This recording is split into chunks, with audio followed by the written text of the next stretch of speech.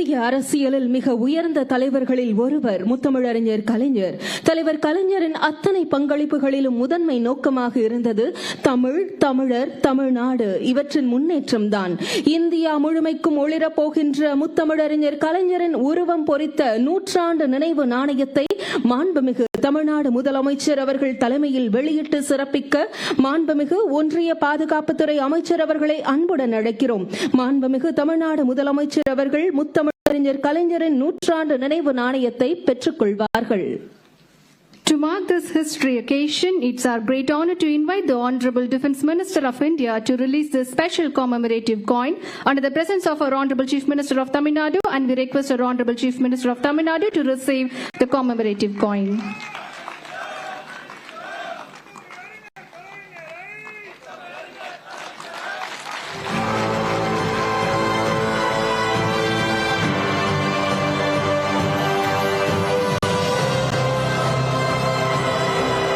முத்தமிழறிஞர் கலைஞர் அவர்களின் நூற்றாண்டு நினைவு நாணயம் சிறப்பு விருந்தினர்கள் அனைவரின் கைகளிலும் இப்போது Now, Muthamizharinyar Kalaignar centenary commemorative coins are in the hands of our special dignitaries on this stage.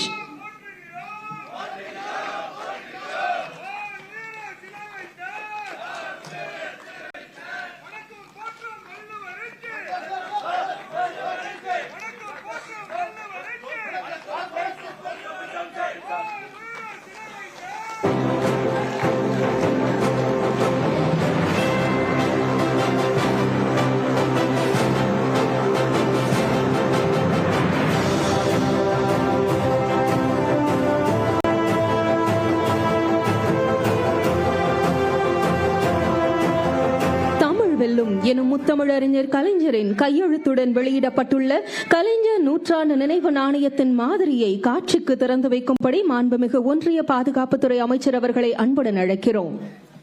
We kindly request Honorable Defence Minister of India to unveil Muthamizharinyar Kalaignar centenary commemorative coin show in honor of the revered leader Muthamizharinyar Kalaignar, whose legacy continues to inspire the generation.